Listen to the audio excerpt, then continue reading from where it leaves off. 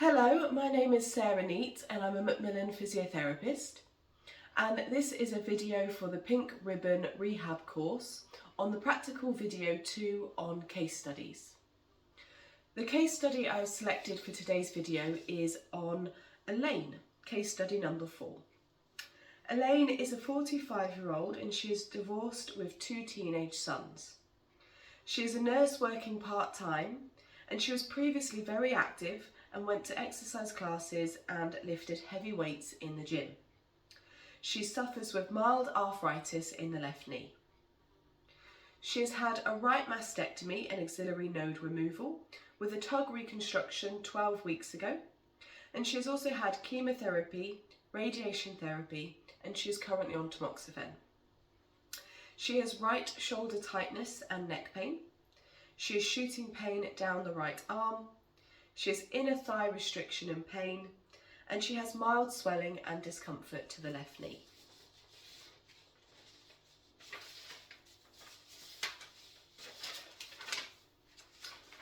So, first of all, I would just like to touch upon the main problems or issues that Elaine has. So, as mentioned, she has the right shoulder tightness and neck pain. Now, I'm going to make the assumption that the neck and shoulder pain is new relating to her post-tug reconstruction. Now, it's quite common for patients to have pre-existing shoulder problems or neck problems prior to having their cancer treatment, but for Elaine's case study, we're going to assume that she's never had any previous neck or shoulder problems. This is new after the surgery 12 weeks ago. And we're also going to assume that the neck is musculoskeletal, so there's no disc issue, there's no nerve entrapment, it is just musculoskeletal. The other problem is that she's getting shooting pains down her right arm. Now, it says her shoulder is tight, but it doesn't say the range of movement is particularly restricted. So we're going to make the assumption that her shoulder tightness is linked to post-op inflammation and potentially a risk of, for example, axillary web syndrome or cording, which can cause a sensation of tightness, pulling and discomfort, and in some cases pain. And we're going to assume these shooting pains are likely to be acute nerve inflammation following surgery that is causing some shooting and sharp pains as she goes to certain ranges, for example, out to the side, into rotation, it's kind of catching and she's getting the shooting pains. Now, Elaine also reports of inner thigh restriction and pain. And again, we're going to make the assumption that this is acutely related to the tug reconstruction because obviously they use the gracilis muscle. And we just need to bear in mind that when somebody has that kind of reconstruction, that area is going to be tight, is going to be restricted, and it's also going to be weaker. So we just need to be bearing that in mind when we're talking about giving her exercises, whether that's positions or getting on and off the floor, but also load bearing, that we're not overloading that area.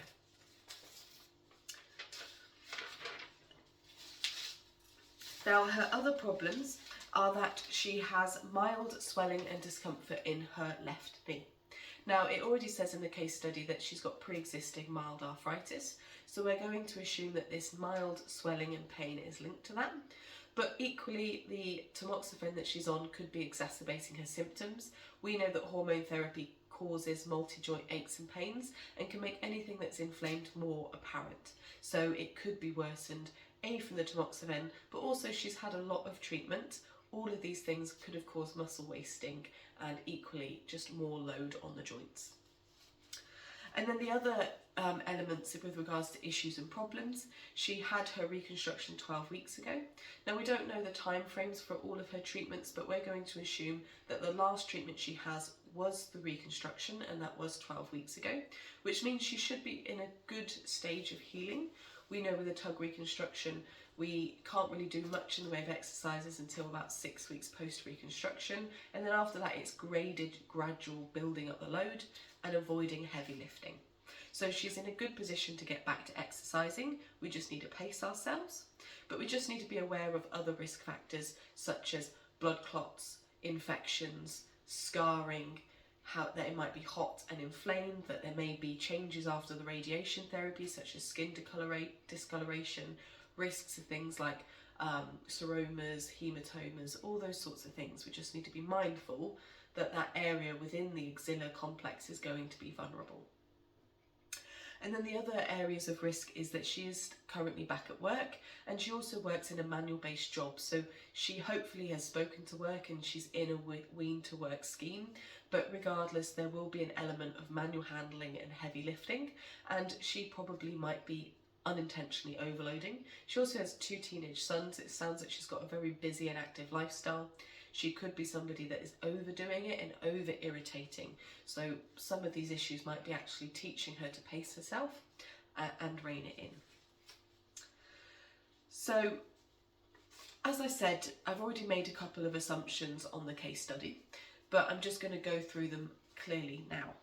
So, as I said, the shoulder and neck problems I'm going to link to an acute inflammation and pain relating to the recent reconstruction, and that the shooting pains could be inflammation or potentially a nerve that's slightly inflamed when she goes to outstretched range, and there could be early signs or signs of axillary web syndrome / cording. I'm going to assume that the inner groin pain is again directly linked to the tug reconstruction, and the knee pain is directly linked to her pre-existing shoulder problem. Now, we just need to be mindful that there are other risk factors, such as things like developing lymphedema. Nothing is noted on the case study about this, so we're going to assume that there is no signs of lymphedema, no swelling. And we just need to again be mindful that she may have other joint aches and pains. The study doesn't talk about any other pre-existing medical history, so we're going to assume that she is fit and healthy otherwise. And as it says in the case study, she was fit before going to classes in the gym. We're going to assume that she used to do HIIT style circuits and exercise classes, and that would clearly be a goal that she wants to work towards. So she's somebody that probably wants to get back to things quite quickly. There'll be an element of teaching her to pace herself, but also giving her things that she feels she's getting development and seeing herself achieving those goals. And she also will have quite high needs, functional needs to get her back to, particularly if she was doing things like weighted squats, lunges, deadlifts. Those sorts of things do require a good stability and strength of the joints to complete those movements. Now, the final bit before we go on to the exercises is, are there any contraindications for this case study? So looking at her case study, the only precaution is that for a tug reconstruction, it's recommended to start graded gentle exercise 6 weeks post. So she is clear of that, she's 12 weeks post. But again, we just need to be mindful of the risk factors around axillary web syndrome, lymphedema, seromas, infections, and just being mindful that this shoulder complex axillary region is going to be vulnerable, and we just need to build up gently so that we don't over irritate. The other thing is, obviously they have the reconstruction, the gracilis, the inner groin, has been affected, so we just need to make sure that when we're doing exercises we aren't overstretching or overloading the groin, because it is going to be at a greater risk of injury. So we're just going to be gentle with that. So now we can go on to the exercises we've selected for the video. First of all, I'm going to assume that the session that I would have with Elaine is our first ever session, and it's on a one-to-one basis. And on meeting with Elaine, what was apparent is that she's working part-time, she's very busy, she's got 2 teenage kids that she's looking after, sending to other activities, that at the moment she is kind of overloading herself in her day-to-day. So what I wanted to do is give her exercises that she can not only do in my session, but she can take and do at work and at home, but also start off with building up her confidence. She's had surgery, her groin is sore, her knee is sore, her shoulder is sore. So she's got multiple joints that are all affected, that we just need to be mindful of positions so that she feels comfortable and she doesn't feel under too much stress and strain. And I'm going to assume that at the moment for her, getting on and off the floor, it's not impossible, but it is challenging to do. And then the other element is that I want to give her exercises that she can just do at work. And often at work you haven't got equipment, you don't have space to mess about and make room. So a lot of the exercises I've selected from the database are quite simple ones that she can do anywhere at any time. And my recommendation for Elaine would be to do little and often. I would rather her do one exercise but every couple of hours in the day, so that she's keeping it mobile, keeping it active, and also allowing it to stretch and relax after a busy day.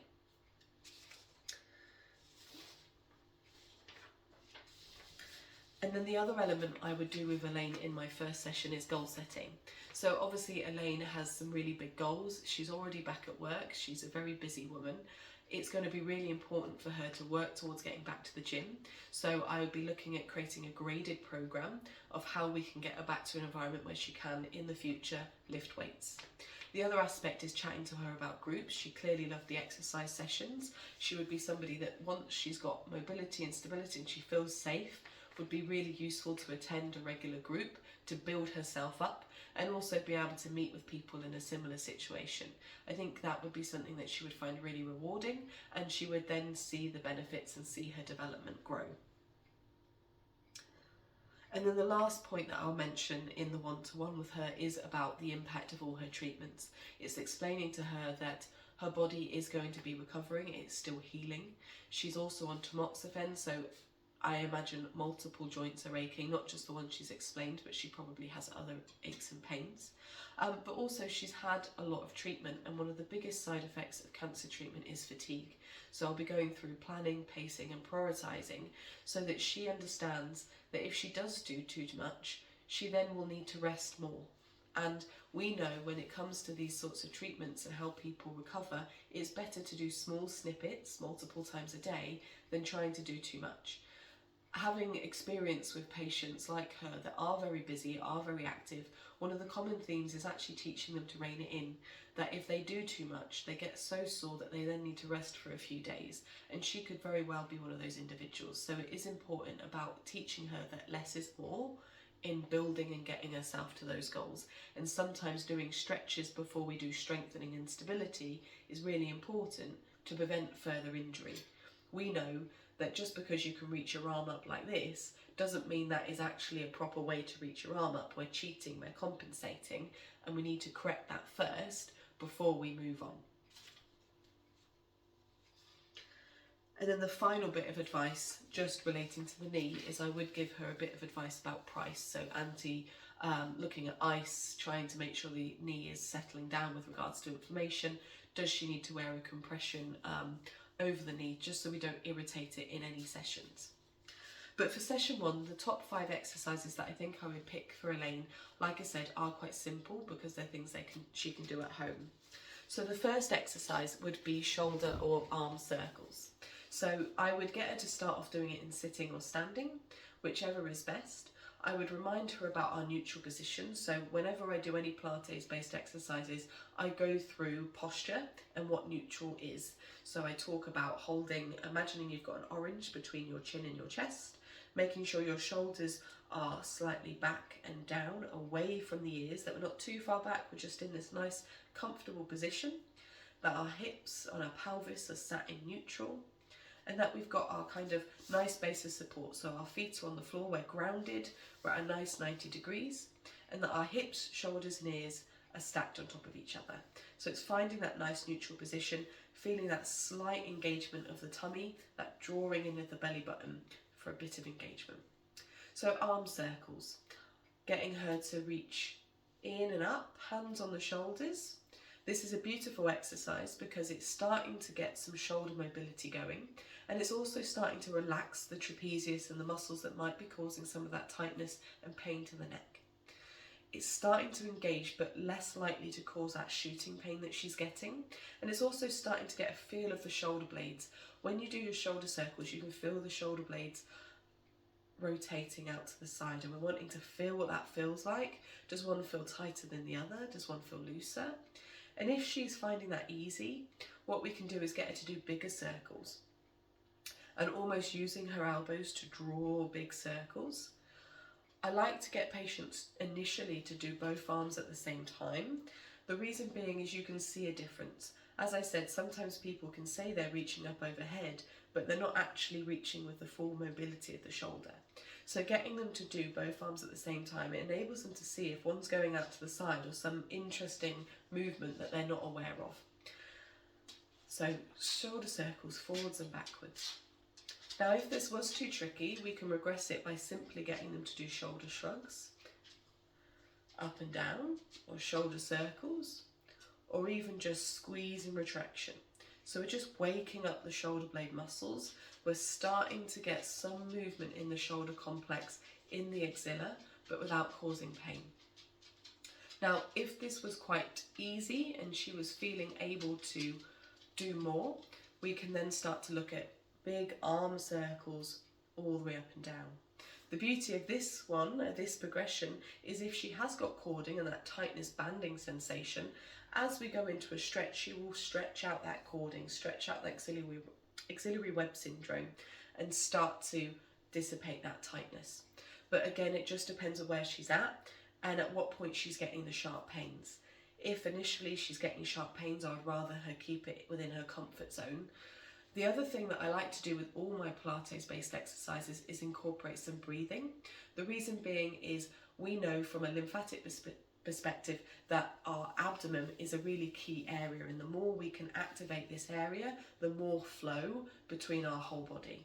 So what I would get her to do is breathe in through the nose, and as she comes down, out through the mouth.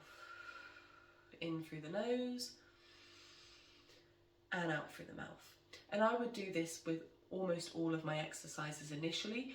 A, because it, like I said, helps the lymphatic system, but it's also teaching somebody to go at a pace and find a rhythm that suits them. Particularly somebody that's quite active, she probably just wants to get on with it, starts going quite quick, but it's starting to lose the intention of the movement. We want to have control, we want to have stability. The next exercise that I would get her to do is side bends. And again, this is for the shoulder, it's for the neck. It's starting to engage some of those muscles to the shoulder blade and the neck. Also getting the spine to start moving so that it feels nice and comfortable, but without causing too much pressure. So again, we can do this in sitting or standing. Arms by the side if we're doing it in sitting. Big breath in. Feel our rib space. Exhale, reach down to one side. But one of the goals isn't the distance that we travel, but we're trying to get that nice graded curve of the spine. We're not trying to just bend as far as we can and touch the floor. We're trying to bend with intention, elongate the spine as we side bend. And again to the other side. So in breath in, exhale, elongate and bend to the side, keeping both your sit bones there. Inhale, hold, feel the ribs, exhale back to the middle. And again, that's quite a nice easy movement. Most individuals can do that. If she wants to challenge herself a bit more, we can pop our hands up on our shoulders, behind our head, whatever's easier. Deep breath in, exhale, inhale, hold, and exhale. And again, the cues will be making sure you sit on both your tailbones, that we're not lifting one bottom off. The nice thing about having hands behind head is it's easier to feel that elongation of the spine. We're not just bending from the lower back, we're bending all the way through all the joints. And again, we're starting to incorporate some shoulder movement without too much pressure. If this is quite easy and she wants to build it up, especially if we're wanting to get rid of cording and tightness, we can then go one arm up. So inhale, reach nice and tall, exhale, inhale, hold, exhale and back down. So again, we're elongating the spine, we're engaging the shoulder muscles, the shoulder blade's starting to work, and we're letting go of the neck. We're trying to focus on this area, so the shoulder, the chest and the back, so that the neck can relax and settle down. And then the next exercise is more for the groin. Now again, this can be done sat down, it can be done stood up, and actually my preference is in lying, but again, we're assuming that we're trying to find something that she can do at home and she can do at work. So I might recommend her to initially do it in a chair, and it is your pelvic tilts. So again, finding the neutral between your hips, your ribs, your shoulders, your ears, everything's nice and stable. There's no rib flaring, your belly button's slightly drawn in towards your spine so you're engaging your tummy. I like to put hands on your hips and just imagine your hips are a bucket of water, and we're just gently trying to pour water out the front, rock our hips forwards, and pour water out the back, rock our hips back. And the nice thing about this in a seated position is you can really control how much hip movement you've got. However, what I will say is in lying, you can truly feel the stretch, which you can't feel in a seated position. But it's a nice opener to getting your hips moving. If you've got a tight groin and it's sore, you're starting to stretch it, you're starting to get some mobility, but without pushing into discomfort or pain. And if that's quite easy, then we go into the rotations. So imagining you're drawing a circle on your chair, all the way around one way, and all the way around the other way. And when we're doing the circle, we're doing that full posterior tilt, full anterior tilt. And the reason for this is, again, we're opening up the groin, we're stretching it out, we're starting to get the body used to moving and mobilizing that area, but without putting it under particular load. Now again, we can do it in standing, but my recommended progression is actually to do it in lying. So I'm going to move the chair out of the way. And what we do, we lie on our backs, hands by our sides, again neutral position, so orange between chin and chest, pelvis in a nice neutral position. And in this position we're going to rock our hips back onto the floor, rock our hips forwards, arching our back, and just keep going in this movement. And the beauty of being in this position is doing the posterior tilt in particular, you can feel quite a nice stretch in the inner groin. And we can also change the hip positions. So if the hips too close together or too knee, it's wherever she gets the most stretch to actually feel a little bit of pressure in the groin. And again, we can do a full circle. And the full circle in supine I find harder, because it's really hard to not just lift the bum off the bed. We're trying to do a full rocking circle, incorporating that pelvic tilt forwards and backwards. And imagine we're almost hula hooping on the bed. Now, as I said, she might struggle getting on and off the floor, which is why initially I would look at getting her to do it sat down or stood up, or potentially getting her to do it on her bed at home. But it is also an opportunity to teach her to get on and off the floor. So we could go through the stages of going down onto one knee, and particularly if it's the left one that's sore, loading on the right leg, finding something to hold on to, so finding a nice sturdy chair or surface to hold on to, going down onto the knee, and then being able to get down onto the back. So going onto the side. So it would be equally a bit of a teaching moment on how to get on and off the floor, equally coming back onto the floor, finding something to hold on to, draw yourself back up. But it does depend how she is feeling in that session and whether getting on and off the floor is realistic.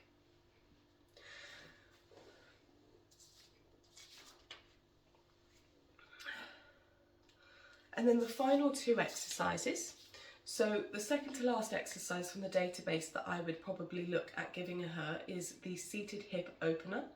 So the seated hip opener is a really useful exercise because we are starting to again stretch out and mobilize the inner groin and the hip, but without putting too much pressure. Equally, she said her left knee's swollen and painful, and this could well be, obviously the arthritis is a factor, but if the groin is tight, all the muscles on that leg are probably going to be tighter and weaker. So if we can stretch out that area, it might take less pressure off of the knee. So what we get her to do is sit on a nice sturdy chair, going side on. Now the position that she's in would depend on how comfortable she is. The more on the chair you are, the more safe and secure you feel, and the more base of support you've got. However, the less of the stretch. Find a nice chair. What we want her to do is to slide her leg back as far as she feels comfortable, but particularly for the left, not going into pain.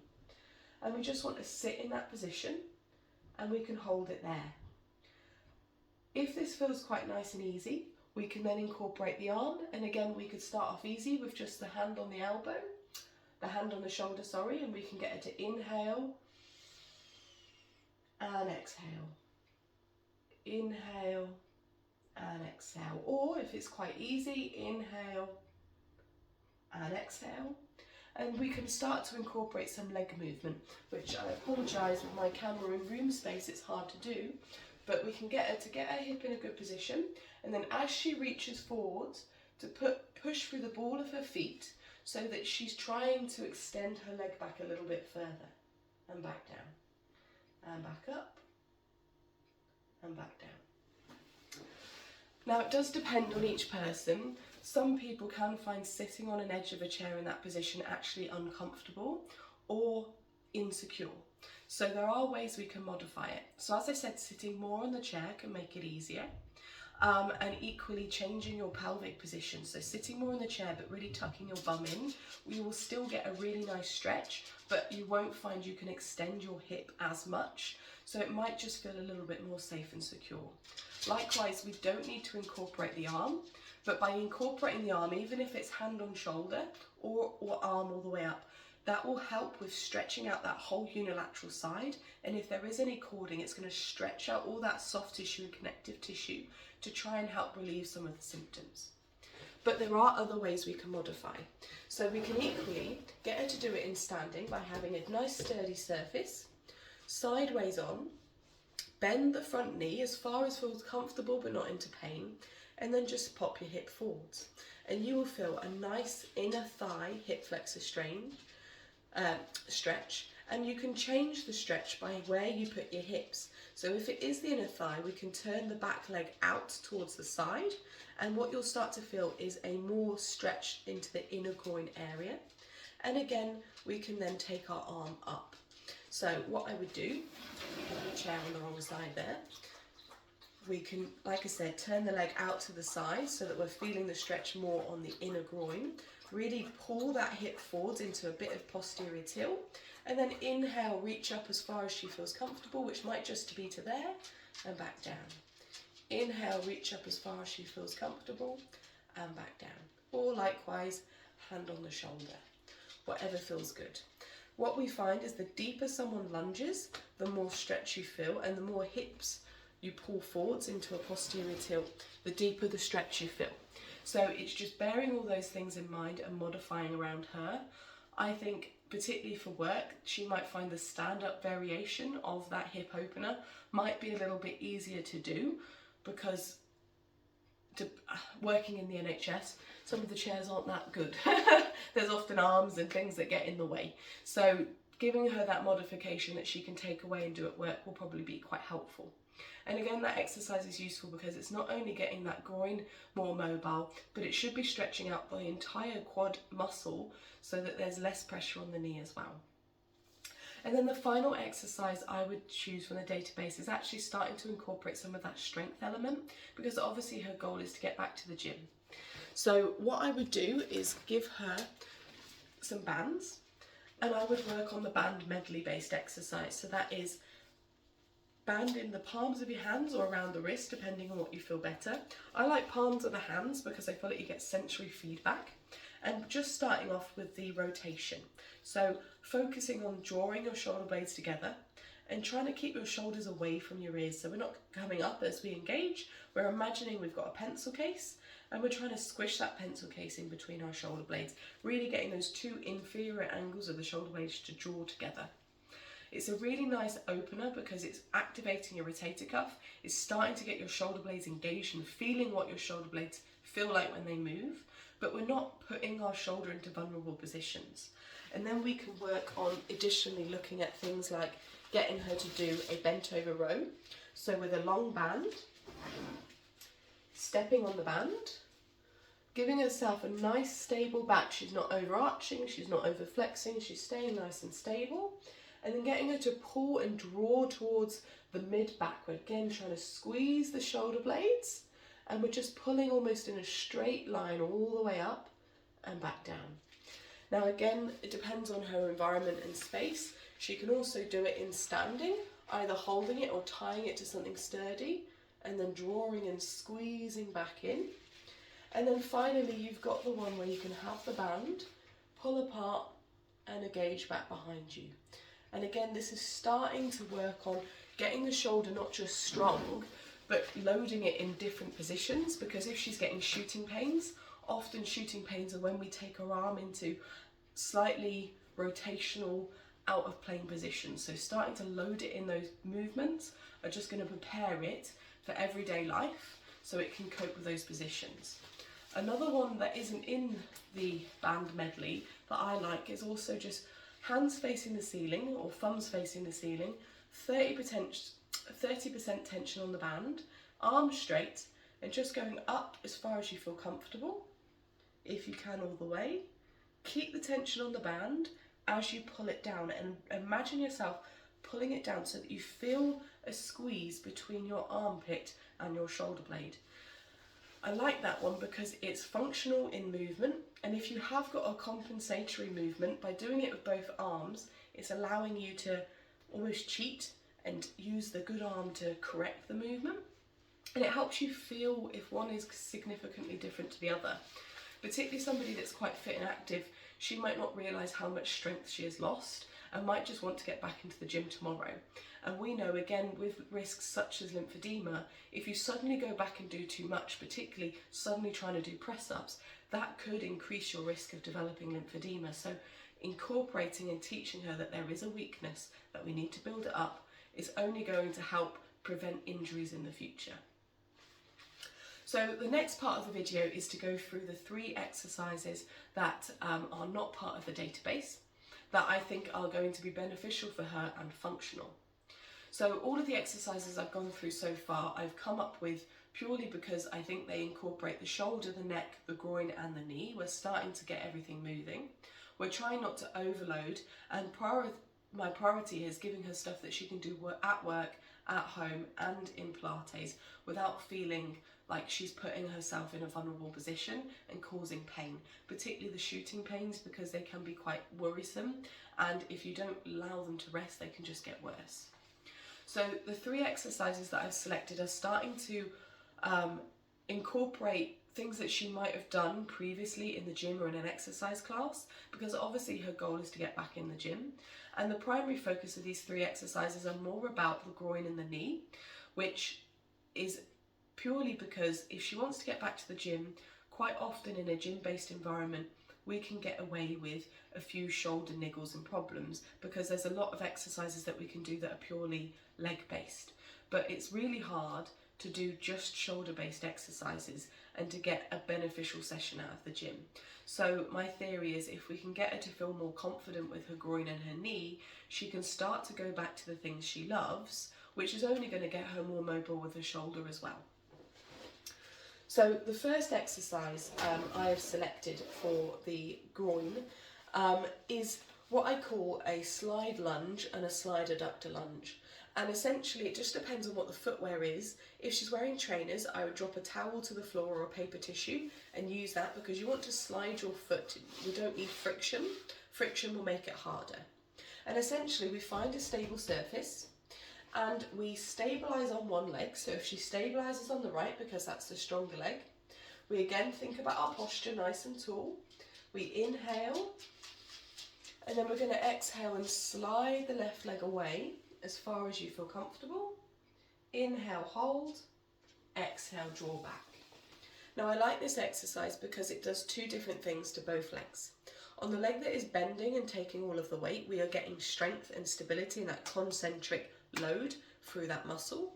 And the leg that's straightening and going backwards, we are getting a stretch, particularly in the hip flexor and the groin, but we're also getting eccentric load on the way back, but not too much. And we know when it comes to injury risks, it's the eccentric positions that are most likely to get injured. So if we can start to do a little bit of gradual loading, thinking about she might want to get back to doing squats, deadlifts, good mornings, lunges. These sorts of movements all need that loading position. So it's just introducing that. So again, we stabilise on one leg, we slightly bend the knee, and then we slide our other leg back as far as you feel comfortable.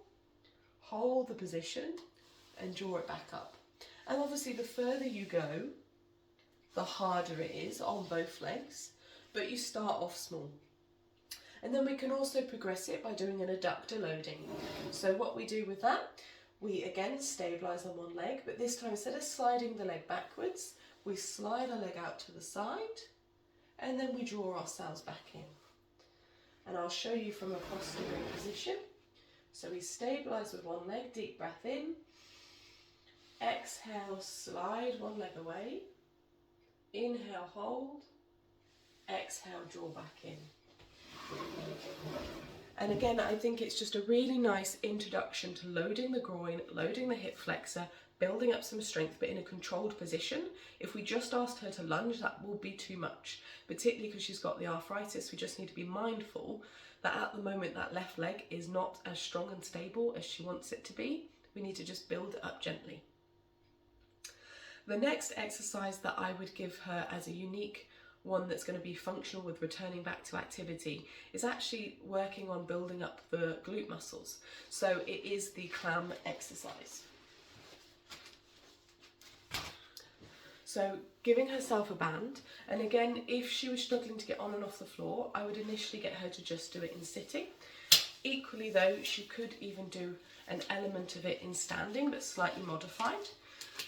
So in a seated position, making sure both sit bones are on the chair, rocking the hips forwards to find that neutral pelvis, neutral shoulders, relaxing her arms in, and then we can inhale, hold, drawing the belly button,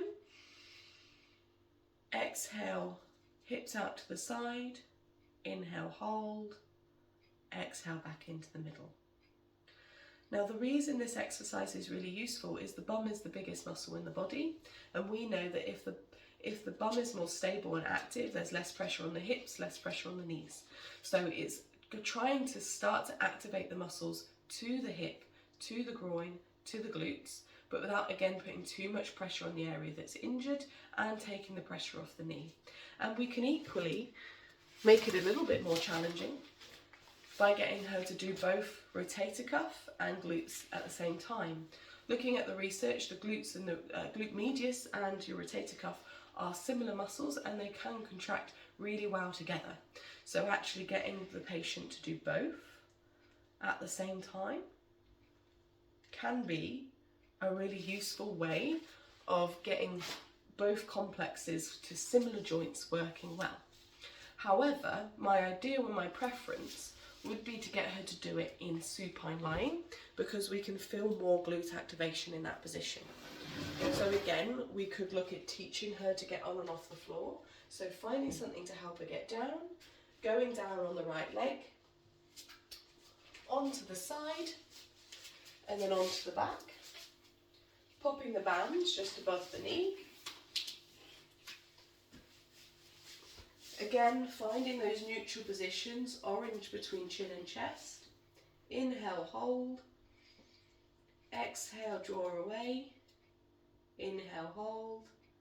Exhale, back in. And there are ways to progress this exercise even more. So as she gets better, we can look at doing it inside lying, having maybe a block to lie your head on, depends on what you need. And again, lifting up and drawing back down. And the beauty of doing it inside lying is it does start to really load the inner groin, which is obviously something we want to work on, but we just need to do it on a graded fashion and see where she's at. It might be that she does it in supine and in sitting first for a week or so, and then we progress to side lying. And again, there are other ways we can progress, but seated is probably the easiest and most appropriate regression to start with. And then the last exercise I would give her that isn't part of the database is a wall Superman. So we all know the 4-point kneeling opposite arm, opposite leg stabilizer is beautiful because it engages the core, but it also activates all your slings, your unilateral slings, your contralateral slings, and it starts to stretch out lots of parts of your body. But because Elaine is struggling with her knee, she's struggling with her groin, I envision being in 4-point kneeling might be quite uncomfortable for a few weeks. So if we could start off in a different plane, she might find that more useful. The other reason I selected this exercise is she is used to doing circuits in gym-based programs, and the Superman-based exercise is kind of one of the staple movements, but equally it's a really good one to prevent injury because we're activating lots of muscles in one go, which is a key foundation for a lot of gym-based movements. So what we would get her to do is find a wall that she is stable. You want to put your hands at chest height apart, shoulder width apart. The closer you are to the wall, the easier it is. The further away, the harder it is. And we can make it even harder by going on our tiptoes. And essentially what we do is we get somebody to do opposite arm, opposite leg. So it's the same thing as what we get people to do on all fours, but we're doing it in a stood up position. The nice thing about doing it stood up is you can sometimes feel the elongation, that lengthening sensation. If we just get them to imagine they're pointing towards the floor, reaching towards the ceiling, squeeze the bum, squeeze the shoulder blade, draw it back in.